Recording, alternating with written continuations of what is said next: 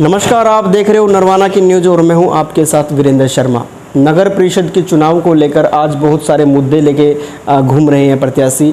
अगर बात करें वार्ड नंबर 10 की, तो यहां भी डॉक्टर सुशील जी हैं, वो अपने मुद्दे को लेकर चुनाव में मैदान में उतरे हैं। क्या कुछ उनके मुद्दे हैं, क्या कुछ उनकी समस्याएं इस वार्ड में लगती है, पूरी जानकारी हमारे साथ बैठे हैं सुशील जी। नमस्कार डॉक्टर साहब, छोड़ दीजिए आप। नमस्कार जी। सबसे पहले आप नरवाना न्यूज़ का हमारे यहाँ आगमन पर आप लोगों का स्वागत है, हृदय गहराइयों से धन्यवाद करते हैं। सबसे धन्यवाद डॉक्टर साहब। डॉक्टर साहब, ये बताइए कि जिस तरह से आज नगर परिषद नरवाना के चुनाव जो है, हर प्रत्याशी अपने दावे करते हैं किसी भी समस्या को लेके, आप चाहे नगर चेयरमैन की बात करें या पार्षद की बात करें, तो क्या कुछ आपके मुद्दे हैं जो आप चुनाव के मैदान में अभी आए हैं? सबसे पहले तो मैं आपके चैनल के माध्यम से बताना चाहता हूँ कि हमारा वार्ड नंबर 10 जो है ना, एक बहुत बड़ी बर्निंग समस्या, जो सीवरेज की बैक प्रेशर की समस्या, उससे जूझ रहा है। लंबे अरसे से जब भी थोड़ी सी बारिश होती है तो हमारे वार्ड की तमाम गलियों में सीवरेज का गंदा पानी ओवरफ्लो करता रहता है और वो कई दिन तक चलता रहता है। इस समस्या से हमारे तमाम वार्ड नंबर 10 के नागरिक बहुत परेशान हैं और जूझ रहे हैं। मैं एक एजेंडा सोचकर कि भी अगर जनता ने आशीर्वाद दिया, परमात्मा की असीम कृपा हुई, तो मैं अगर नगर पार्षद बनता हूं तो इस समस्या का समाधान करने के लिए वार्ड के कुछ मौजूद नागरिकों को साथ लेकर और तमाम हमारे जो पब्लिक हेल्थ के डिपार्टमेंट के जो अधिकारी हैं उनसे मिलेंगे और इस समस्या का समाधान करने के लिए भरसक प्रयास करूँगा। जी डॉक्टर साहब, जिस तरह से शिक्षित एक होना पार्षद का बहुत अच्छा माना जाता है, अगर कोई शिक्षित होगा तो तभी वार्ड का काम कर पाएंगे। दर्शक जानना चाहेंगे आपके क्वालिफिकेशन के बारे में। मैं बेसिकली तो मेडिकल प्रोफेशनल हूँ। I am qualified as bachelor of Ayurvedic medicine and surgery.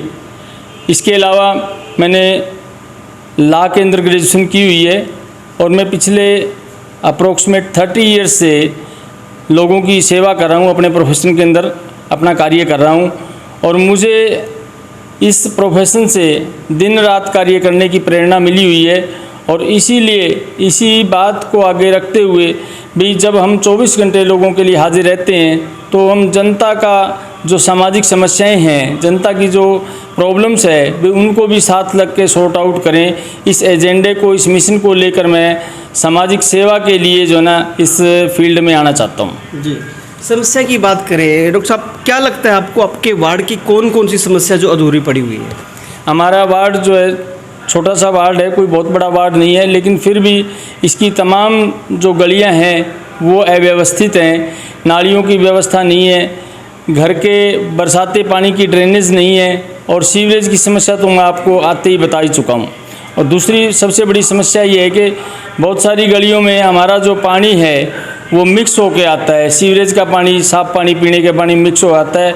बहुत सारे लोगों ने बार बार अधिकारियों को इस बात की शिकायत भी दर्ज कराई है, लेकिन अभी तक कोई कंप्लीट ट्रीटमेंट उस चीज़ का नहीं हो पाया है। जी डॉक्टर साहब, अगर बात करें समस्या के बारे में, अगर हर प्रत्याशी से हम बात करते हैं तो यही बताता है कि बहुत सारी सफाई की समस्या को लेके बात करते हैं, कूड़ादान की समस्या है जो, और सीवरेज बंद पड़े हैं पूरे नरवाना की, हर प्रत्याशी बोलता है, लेकिन शिक्षा की बात कोई नहीं करता।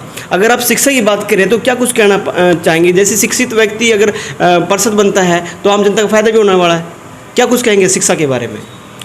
देखो, अगर हमारी नई जनरेशन शिक्षित होगी तो उनको रोज़गार के अवसर भी मिलेंगे और वो अपने समाज को आगे बढ़ाने के लिए जो है ना अपना रोज़गार भी उपलब्ध करवाएंगे, सेल्फ जो एम्प्लॉयमेंट है वो होगी।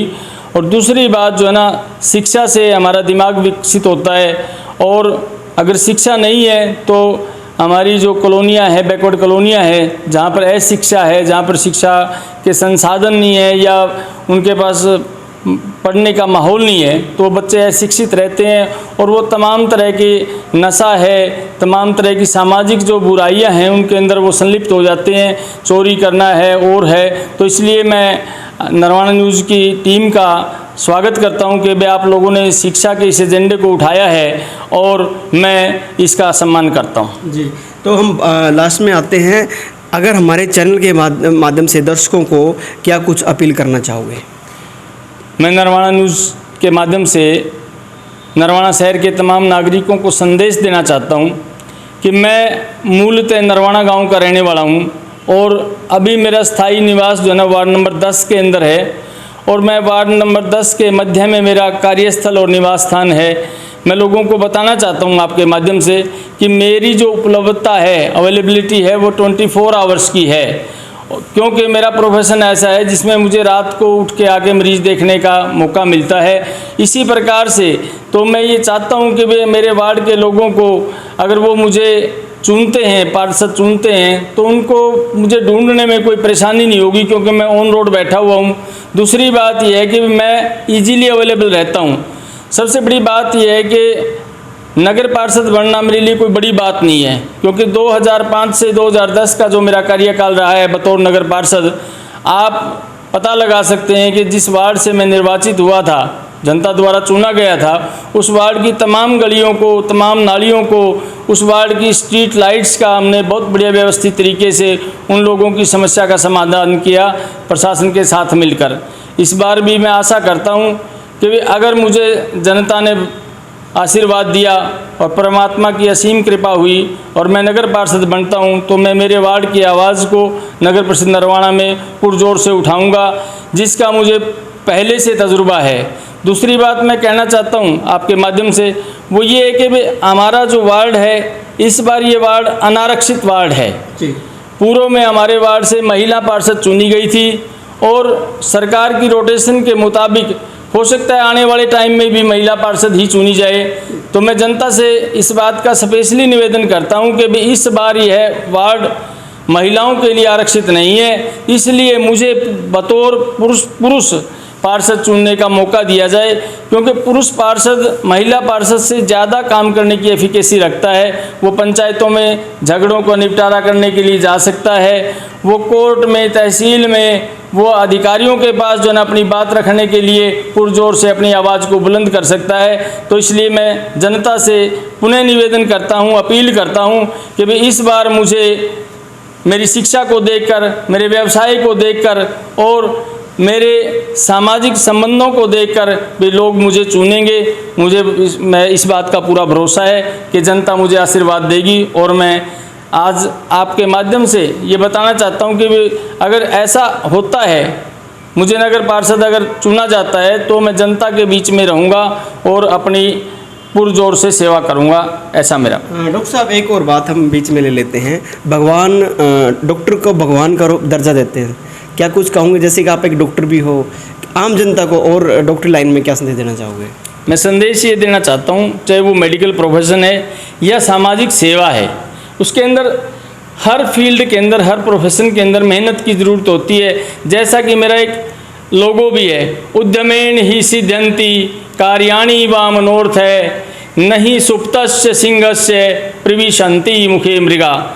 हमारे ऋषि मुनियों ने, हमारे आचार्यों ने बताया है भी मेहनत करने से, परिश्रम करने से ही कार्य सफल होते हैं। अगर शेर सोया रहता है, वो प्रयास नहीं करता, तो मृग उसके मुंह में आके नहीं जाता है। तो उसको मारने के लिए, उसको खाने के लिए उसको मेहनत करनी पड़ती है, प्रयास करना पड़ता है। इसीलिए मैं एक मोटिव समाज को देना चाहता हूँ कि भी मेहनत करने का जज्बा हमारे अंदर निरंतर रहना चाहिए। और हम नई जनरेशन को, युवाओं को ये संदेश देते हैं कि भाई आप लोग, नई जनरेशन को भी बताना चाहता हूँ, आने वाले समय में हमारे पास जो सुविधाएं हैं, कर्मचारियों की सुविधाएं हैं, काम करने वालों की सुविधाएं बहुत कम उपलब्ध होंगी। इसलिए मैं बच्चों को आपके माध्यम से संदेश देना चाहता हूँ कि भाई वो सेल्फ क्रिएटिव हों, वो अपना कार्य करने में कुशल हों, अपने कपड़े धोने में कुशल हों, वो अपने खाना बनाने में कुशल हों, चाहे मेल है या फीमेल हैं, और वो हर प्रकार से सेल्फ डिपेंडेंट हो, किसी पे डिपेंडेंट ना हो। मैं ऐसा संदेश आपके माध्यम से देना चाहता हूँ। दूसरा मैं संदेश देना चाहता हूँ कि वे समाज के अंदर जितनी भी कुरीतियाँ हैं, चाहे वो जाति प्रथा की है, चाहे वो धर्म की है, या किसी प्रकार की भी नशा की है, ड्रग्स की है, तो मैं उसके माध्यम आपके माध्यम से बताना चाहता हूँ समाज को कि भी इन लोगों से हम अपनी जनरेशन्स को दूर रखें। उन लोगों को हम नित्य योगा, प्राणायाम और इस प्रकार के सामाजिक जो गतिविधियां हैं उनमें इन्वॉल्व करें, सो दैट हमारे बच्चों का ध्यान इधर उधर न भटके, वो निरंतर जो है ना हमारे परिवार से, हमारे समाज से जुड़े रहें। ऐसा संदेश मैं इन नई जनरेशन को देना चाहता हूँ। बहुत बढ़िया बात बोली है डॉक्टर साहब आपने, क्योंकि देखो सिर्फ वोटों की राजनीति तो हर कोई करता है, लेकिन जो समाज में सुधार का काम जो करता है, डॉक्टर साहब आपने बहुत अच्छी बात बोली है। लेकिन उससे अलावा अगर आपके वार्ड को आपको जिताएं तो आपका नाम जान जाते, आपके वार्ड के लोग आपका नाम जानना चाहती है, आपका निशान जानना चाहती है, वो सर हमारे दर्शकों को बताएं।